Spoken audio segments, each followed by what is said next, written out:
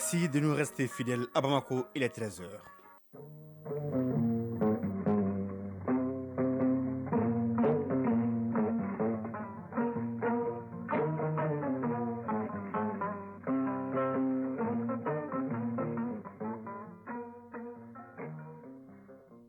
Le journal Mohamed Diarra. Le temps, ciel partiellement couvert avec une température de 30 degrés. Mesdames, Messieurs, bonjour et bienvenue dans cette édition. Donc voici les titres. La Banque mondiale met à la disposition du gouvernement près de 60 milliards de francs CFA pour renforcer la lutte contre le Covid-19 dans les communes du Mali. Le grand format de cette édition ouvre une fenêtre sur la vente des couches pour bébés. Elle se vend comme des cacahuètes partout à travers la capitale sans aucune protection. Bonjour les maladies, nous dira Awa Traoré. À suivre l'actualité des sports avec Isaac Chenou au menu, le cyclisme avec la participation au Grand Prix Chantal Labia. En football, le Mali qui brille au tournoi UFOA des moins de 17 ans en Mauritanie, sans oublier la leçon du sport. Rendez-vous en fin de journal avec Adama Djimde pour la chronique judiciaire consacrée à l'APDF, une structure qui œuvre pour la promotion des droits de la femme. Voilà pour le sommaire. Tout de suite, les détails. Près de 60 milliards de francs CFA, c'est l'enveloppe que la Banque mondiale met à la disposition du gouvernement pour renforcer la lutte contre le Covid-19 dans la commune du Mali. L'initiative s'inscrit dans le cadre du projet déploiement des ressources de l'État pour l'amélioration des services pour une durée de 5 ans. Le point avec Nyanya Alou Traoré. Le projet de déploiement des ressources de l'État pour l'amélioration des services et ripostes locales à la COVID-19 est à mi-parcours. Son objectif principal est de non seulement réduire de façon significative le taux de propagation de la maladie à coronavirus, mais aussi de surtout favoriser la décentralisation pour une plus grande implication des autorités à la base. Sekou Djakité, coordinateur du PEDREAS. Après 2 ans et demi, nous sommes satisfaits de la mise en œuvre du projet et cela à plusieurs titres. D'abord, le projet a pu instaurer un mécanisme de coopération avec tous les acteurs, notamment les élus et les services techniques des collectivités territoriales. La deuxième satisfaction, c'est que nous avons pu réaliser des évaluations dans toutes les communes et qui a donné lieu aussi à la mise à disposition des fonds aux communes. Financé par la Banque mondiale, l'ambassade des Pays-Bas au Mali, la coopération suisse et l'Agence française de développement, le projet a été lancé en 2020. Il touche 102 communes du pays avec l'accompagnement de la Direction générale des collectivités et l'Association des municipalités du Mali dans la mise en œuvre de ces actions. Adraman Koulibaly, représentant de la Banque mondiale. Ce projet constitue à n'en point douter une expérience réussie de collaboration interbailleurs au Mali et sa valeur potentielle pour le développement du Mali ont attiré des contributions significatives de plusieurs partenaires au développement. Ainsi, le projet est financé par mon institution, la Banque mondiale, à hauteur de 50 millions de dollars US pour 5 ans sur la période 2019 à 2024. La Suisse et les Pays-Bas apportent un financement supplémentaire d'environ 32,6 millions de dollars, à raison de 15,8 millions de dollars des États-Unis pour la Suisse et 16,8 millions de dollars pour les Pays-Bas. L'Agence française de développement s'est également engagée à apporter un financement parallèle de 16,8 millions de dollars. Les participants sont les préfets et les élus communaux. Ces derniers ont espoir de faire passer leurs doléances qui constituent aujourd'hui des priorités de développement. Djabaté Mamou Bamba, maire de la commune rurale de Pelengana. Notre demande, c'est toujours appuyer les ASACO, les CESCOM, parce que jusqu'à présent, il y a de ces matériels que la collectivité ne peut pas acheter. Mohamed Ould Ali, maire de la commune urbaine de Taoudéni. La priorité aujourd'hui, c'est surtout l'eau. C'est une priorité dans les communes des régions du Nord, et principalement dans la commune urbaine de Taoudéni. Le représentant du ministère de l'administration territoriale a réitéré le soutien des autorités de la transition pour la réussite des opérations pour le bonheur des populations.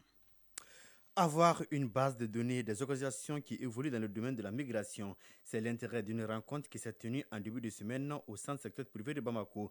Tous les acteurs en charge de la question étaient présents. La rencontre s'est déroulée grâce au concours de l'AFD et Expertise France. Le point avec Inaba.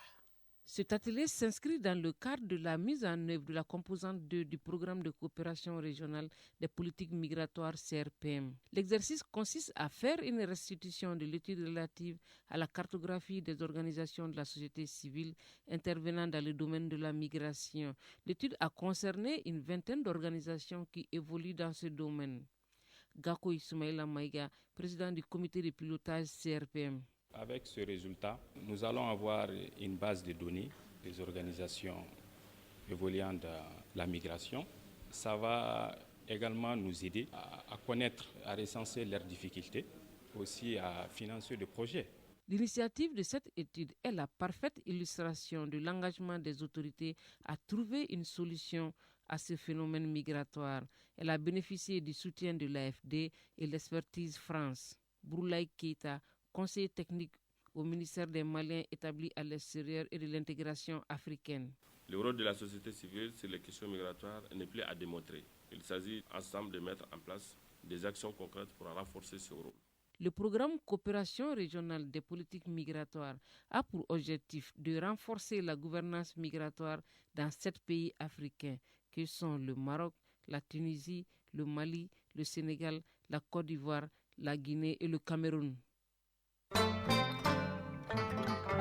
13h06, l'exercice de transparence afin que chaque acteur soit imprégné de la gestion des productions extractives. Cette initiative est de l'ITIE Mali, entendue par l'initiative pour la transparence des industries extractives. Les responsables de cette structure procèdent à la vulgarisation du rapport 2019 sur la question. Une cinquantaine des membres du comité de pilotage étaient réunis à Ségou pour partager le contenu du document. On fait le point avec Honoré Tchenou. L'initiative pour la transparence des industries extractives ITIE Mali, à travers cet atelier, met à la disposition du grand public des informations sur le secteur minier touchant à la production et aux retombées pour le pays. Tchemoro Suleiman Sangaré, membre du comité de pilotage. Dans tous les critères qui sont des exigences de l'ITIE, il y a un qui est le débat public. C'est que le citoyen doit être informé sur les ressources minérales. Qu'est-ce que l'État a comme ressources, les productions, quel est le montant mobilisé et comment ces montants sont mobilisés. Vous avez dans le rapport les parties déclarantes qui sont les services étatiques qui reçoivent l'argent. Vous avez les sociétés extractives qui donnent l'argent et il y a une réconciliation qui vous donne qu'est-ce qui est sorti de tout ça. Quelle est la contribution au niveau du PIB. Tout ça permet d'éviter les supputations.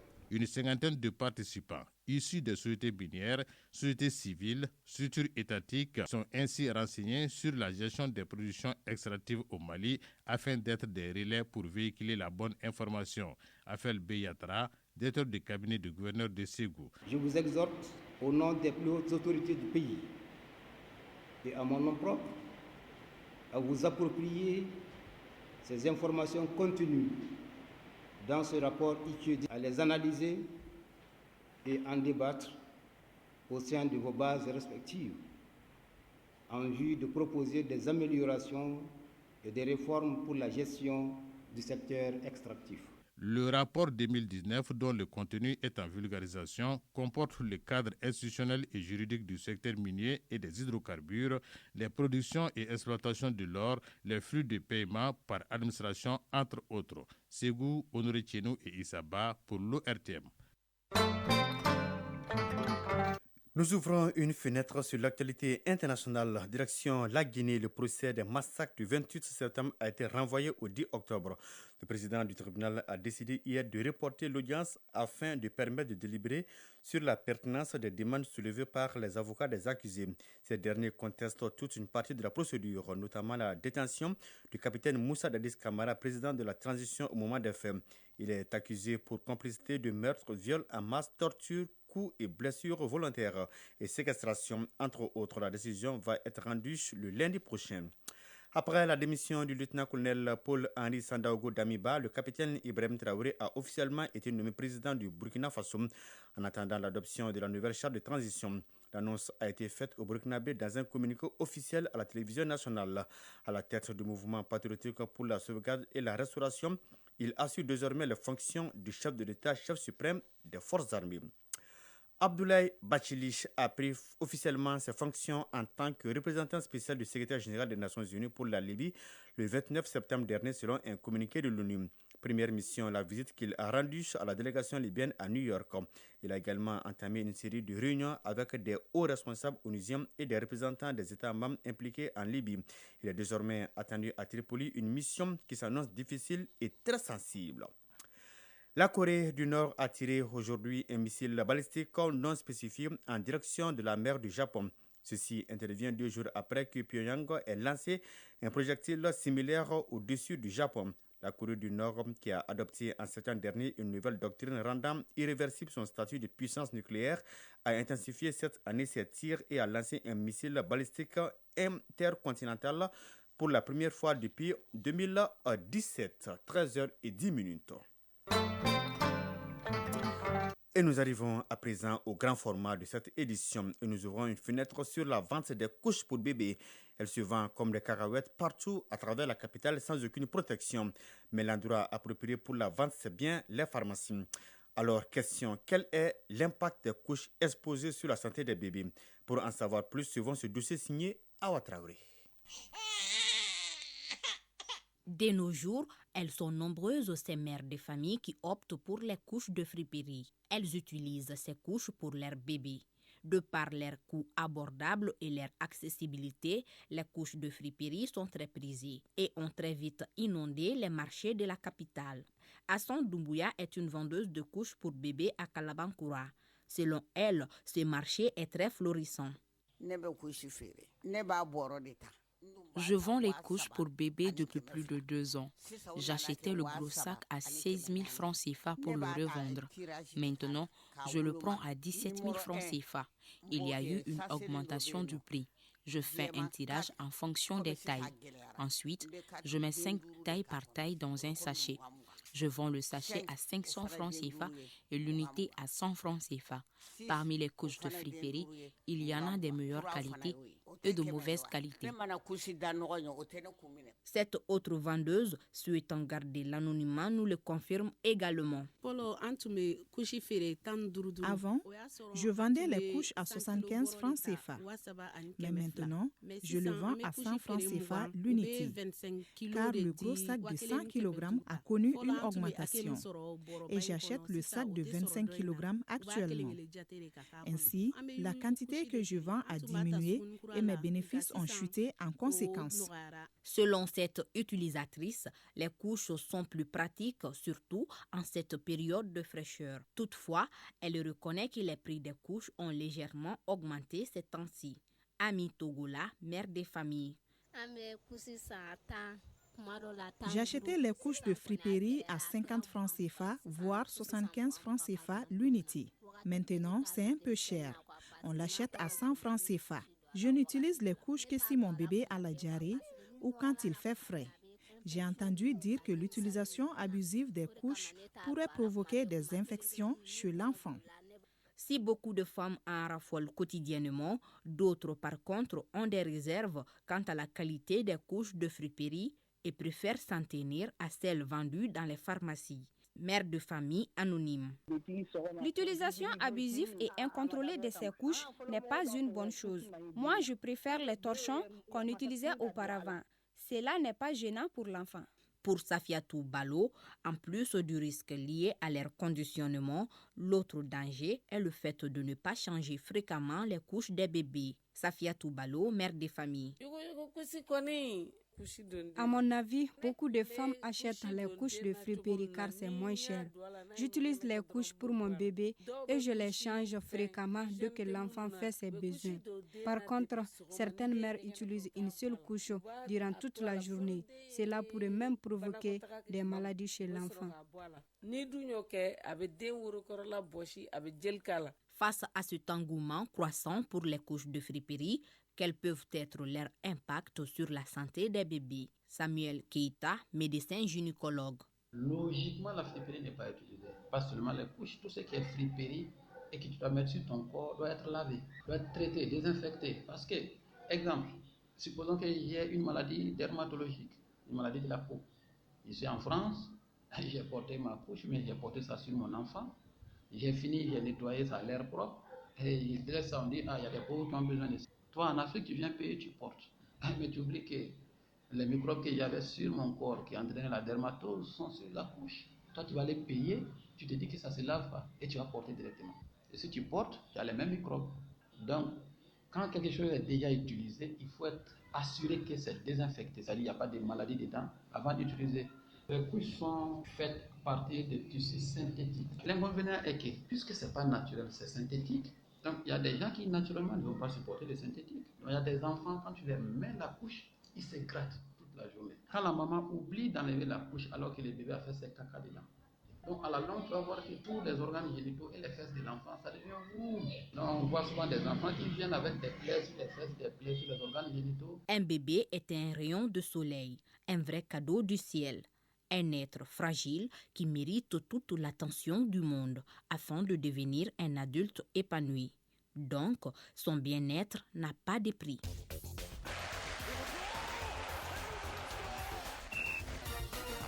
Oui, l'actualité des sports, on parle cyclisme et football avec le tournoi UFOA des moins de 17 ans en Mauritanie. Le Mali a dominé hier le Sénégal 2-1 et jouera en demi-finale contre la Mauritanie. Le résumé de la page des sports avec Isaac Kenou. Football, le tournoi UFOA Zone Ouest A des moins de 17 ans en Mauritanie. Le Mali a battu hier le Sénégal par le score de 2-1. Cette victoire permet au Mali d'occuper la première place du groupe B devant le Sénégal et le Cap-Vert. En demi-finale, le Mali jouera contre la Mauritanie vendredi à partir de 21h. L'autre demi-finale se jouera un peu plus tôt entre la Sierra Leone et le Sénégal. Cette compétition est qualificative pour la CAN de la catégorie prévue en Algérie en 2023. En Europe, la Ligue des Champions a bouclé hier sa troisième journée. Devant au score après un jeu collectif rondement mené et conclu par Lionel Messi, le Paris Saint-Germain a été rejoint juste avant la pause par Benfica Lisbonne sur un but contre son camp de Danilo Pereira. Un but partout. Chelsea a largement dominé l'AC Milan à Stamford Bridge 3-0, obtenant sa première victoire en Ligue des Champions cette saison. Les Turinois ont obtenu leur premier succès de la saison en Ligue des Champions face au Maccabi Haïfa 3-1. Le RB Leipzig s'est imposé 3-1 contre Celtic Glasgow après 2 défaites initiales dans le groupe F. Lors de cette troisième journée de la Ligue des Champions, Manchester City s'est tranquillement imposé face à Copenhague 5-0. Dortmund a largement dominé le FC Séville par 4-1. Victoire du Real Madrid sur le Shakhtar Donetsk 2-1 et Salzbourg l'a emporté 1-0 face au Dynamo Zagreb. Ce jeudi est réservé à l'Europa League. On termine par le cyclisme. Le Grand Prix Saint-Albia se poursuit au Cameroun. Il sera question de la troisième journée. La distance à parcourir est de 161 km. Hier, la deuxième étape a été courue sur une distance de 86,9 km. Cette étape a été enlevée par le Marocain Dadou Youssef devant le sprinter algérien Azedine Lagab et le Néerlandais Stevers Jari. Si la première étape a été compliquée pour les aigles cyclistes, on peut dire que les coéquipiers de Yaya Diallo se sont bien réveillés lors de cette deuxième étape. Ils ont parfaitement participé à l'animation de la course en plaçant un coureur dans chaque échappée. Le champion du Mali en titre, Moussa Tougouladi Moussablé, arrive 7e lors de cette deuxième étape. Yaya Diallo Dibou arrive en 14e position. Youssouf Mariko se classe 23e et le détenteur du maillot jaune lors du Tour du Mali 2020. Issa Koulibaly dit Guinéblé se classe 31e et arrive 2e lors du deuxième sprint intermédiaire. Nous restons avec Isaac Tino pour nous parler de la leçon du sport. Elle s'intéresse aujourd'hui au POMC qui se déroule suivant un diagramme différent selon sa complexité. Le poussé reste une forme de travail conventionnel représentant un combat codifié. Après les ceintures de couleur, les pratiquants détenteurs de ceintures noires commencent l'apprentissage des poussés supérieurs. Il y a 9 poussés supérieurs. Nous nous intéressons aux 3 premiers. Ils se déroulent suivant un diagramme différent selon sa complexité. Maître Yacouba Traoré, ceinture noire, 6e dan, explique. Nous avons le premier Poumsé supérieur qu'on appelle Kouryo Poumsé. Symbolise Sonbai, le grand homme qui possède l'esprit martial et le sens moral qui naît de la culture.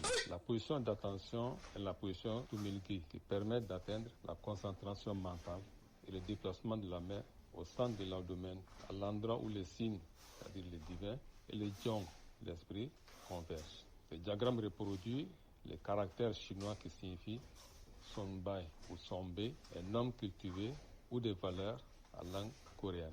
Le suivant Poumsé supérieur est Kunkan Poumsé. Kunkan signifie la dureté et l'énergie. Le mont Kunkan, qui est considéré comme le cœur de l'esprit national en Corée, et le Kunkan Yoksa, le terrible guerrier diamant ainsi nommé par Bouddha, sont l'inspiration de ce Poumsé. Ici, le diagramme reproduit le caractère chinois qui signifie montagne et les mouvements doivent démontrer puissance et équilibre. Le troisième porte le nom d'une montagne lumineuse, nous explique Maître Yacouba Traoré. Le suivant Poumsé est le Tebek Poumsé. Tebek signifie montagne lumineuse, le nom d'une montagne d'où régnait Tangun, le fondateur de la Corée. La montagne lumineuse signifie le caractère sacré de l'homme. Ici, le diagramme reproduit le caractère chinois qui représente les liens entre le ciel et la terre, c'est-à-dire la fondation d'une nation des hommes sur la terre selon l'ordre divin. C'est seulement en 2003 que les premières règles d'arbitrage du Poumsé ont été définies. Les premières règles de taekwondo dans le domaine de l'arbitrage Poumsé ont été élaborées en 2003, 30 ans après celles du Kuryogi. Kuryogi qui veut dire combat. Actuellement, des séminaires sont organisés pour former des arbitres internationaux de Poumsé. Les stages de recyclage s'organisent également pour la mise à niveau des arbitres internationaux. Et chaque rencontre représente des entrées d'argent pour l'instance dirigeante et le regroupement des pratiquants autour de ce sport de combat qu'est le taekwondo. Les Poumsé constituent un exercice autant physique que mental. Chronique judiciaire. Suite et fin de notre série de numéros consacrés à l'APDF, Association pour le progrès et la défense des femmes. Elle est l'espoir des femmes victimes de violences car elle engage des avocats pour défendre celles-ci devant les tribunaux. Mais préalables payantes doivent-elles même introduire leurs requêtes? Chronique judiciaire, une réalisation de Adama Jimdi. Les femmes au foyer sont régulièrement victimes de violences. Pour se défendre, certaines d'entre elles font recours à l'APDF, Association pour le progrès et la défense des femmes. Cette structure milite pour la défense des droits des femmes. Sa saisine se fait officiellement. Jawara Bintou Koulibaly, présidente nationale de l'APDF. Les dossiers que nous recevons, généralement, c'est selon le désir de la victime.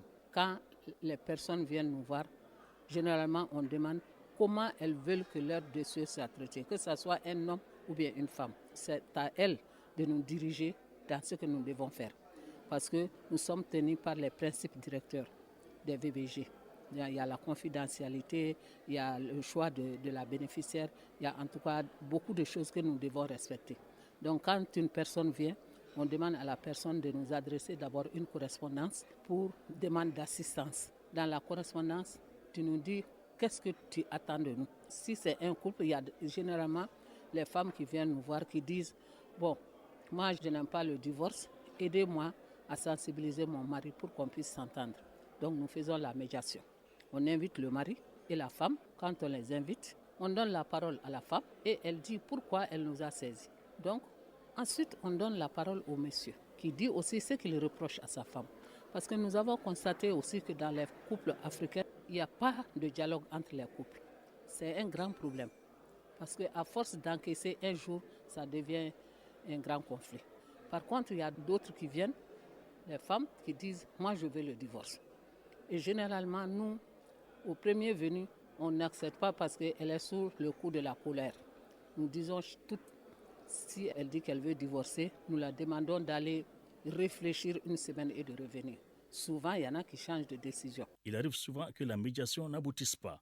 En ce moment, le tribunal est saisi pour mettre la femme dans ses droits. Au cas où on n'arrive pas à résoudre le problème, généralement, on demande à la femme elle-même d'aller engager sa procédure au niveau du tribunal. Parce que nous n'engageons pas de demande de divorce au nom d'une femme. Ça, on ne le fait pas. parce que c'est un sujet sensible. Maintenant, si elle-même, elle s'est engagée, elle est partie, elle a fait sa plainte, quand elle a besoin d'avocat, nous l'accompagnons. Si elle n'a pas les moyens et nous voyons que ses droits sont violés, nous la donnons un avocat et nous faisons la prise en charge. C'est nos partenaires qui nous accompagnent dans ce sens. C'est dire que l'ensemble de la procédure judiciaire est prise en charge par l'association et ses partenaires au bénéfice de la femme victime de violences. Comme vous le savez, l'actualité, c'est bien le sport avec les compétitions africaines des clubs. Ce week-end, les 2 représentants donc, du Mali jouent ici à Bamako.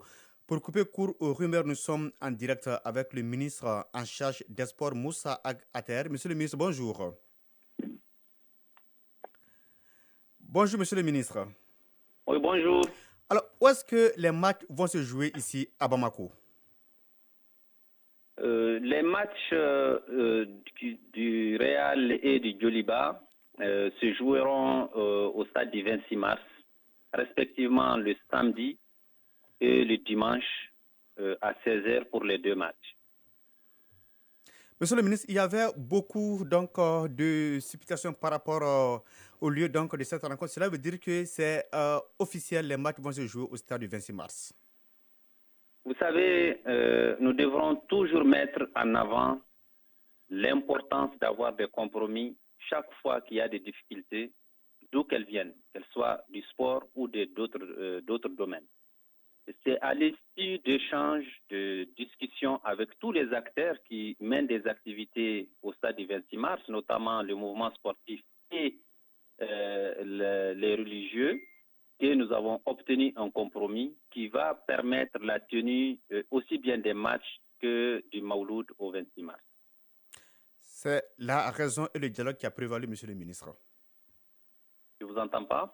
Oui, donc c'est le dialogue qui a prévalu, monsieur le ministre. Bien sûr, nous mettons toujours en avant le dialogue, le compromis et le consensus pour trouver des solutions, tout en sachant que l'État doit être aux côtés de tout le monde, aux côtés de toutes les populations et chercher des solutions chaque fois qu'il y a des difficultés, qu'elles soient d'ordre sportif ou d'autres secteurs. Merci bien, monsieur le ministre, pour tous ces éclairages. Merci.